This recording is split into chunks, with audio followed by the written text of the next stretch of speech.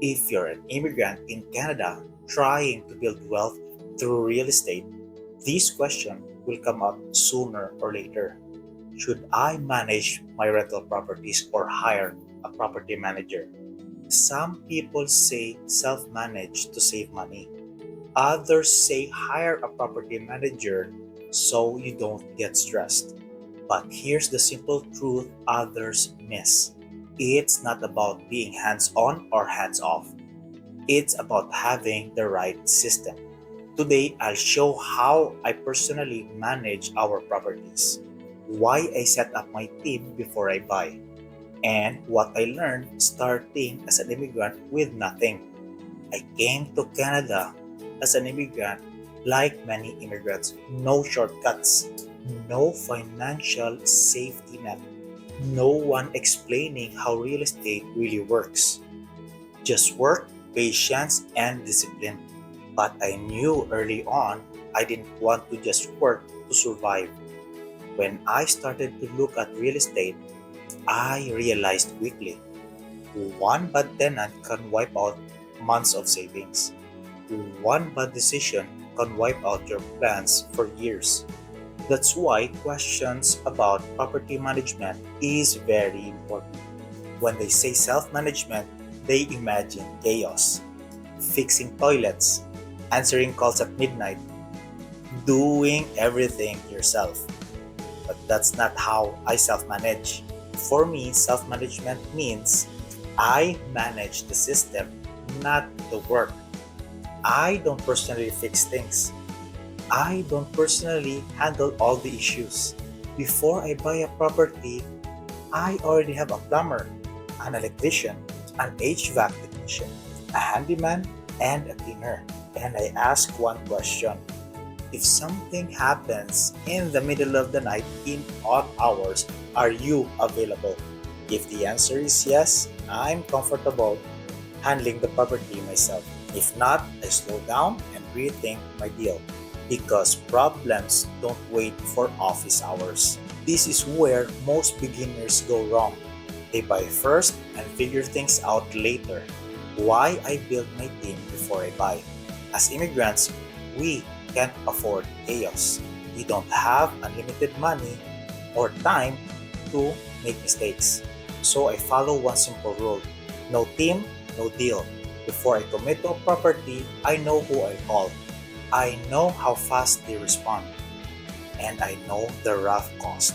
That's why when something breaks, there's no panic, no emotional decisions, just execution. Real estate should feel boring. If it feels stressful, the setup is wrong. Most real estate problems come from poor tenant screening, not from self managing, not from the property itself. A good tenant pays rent on time, respects the property, follows the lease, and communicates properly. A bad tenant turns small issues into emergencies, misses payments, creates stress even if you have a property manager. That is why I never rush tenant selection.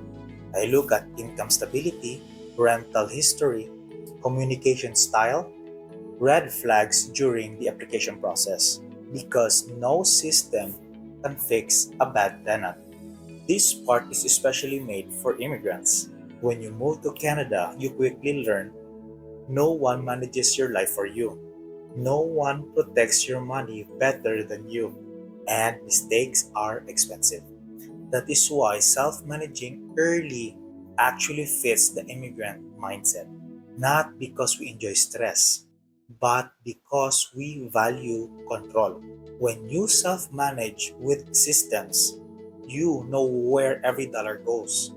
You understand why expenses happen. You become sharper as an investor. It's not about being cheap, it's about being intentional. Many people outsource because they want things easy, but easy without understanding sometimes becomes expensive. Self managing early is not punishment, it's training. Once you understand this, self managing stops becoming heavy. It starts feeling strategic. Now, let me be clear. Self-managing only works when you avoid these mistakes. Mistake 1 is doing everything yourself. If you're fixing things personally to save money, you are not investing, you are getting another job. Your role is decision making, not labor. Mistake 2, being too soft with tenants. Being kind is good, being unclear is dangerous. Late rent, broken rules never fix themselves. Clear rules protect everyone. Mistake 3, no systems, only reacting. If every problem feels like an emergency, you don't have a system, you have chaos. That's why team first, screening first, and process first. Self-managing without systems is stressful. Self-managing with systems is boring, but boring is good. When you avoid these mistakes, self-managing becomes predictable, and predictability allows you to grow. Hiring a property manager is not wrong. It makes sense when the property you purchase is far from you. You don't have a reliable team on that area. You're scaling faster than your systems. Your time is more valuable than the fee. Here's my rule: if I can't build my team first, or no one is available during odd hours, then I consider a property manager. But even then, you still need to understand real estate investing. You are not hands off. You're just delegating execution. So here's my approach in simple terms. I manage my own properties. I build my team before I buy. I screen tenants carefully. I don't fix things myself. I make one call when something happens.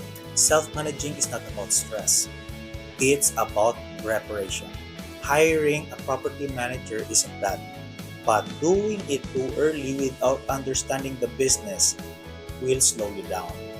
The goal is not convenience, the goal is building wealth. If you're an immigrant in Canada and you're interested in building wealth but don't know where to start, you are not alone. I started with nothing too. Subscribe to this channel, like this video, and share it with someone who wants to build generational wealth through real estate. I'll keep sharing what I'm learning and what I wish I knew earlier. See you in the next one.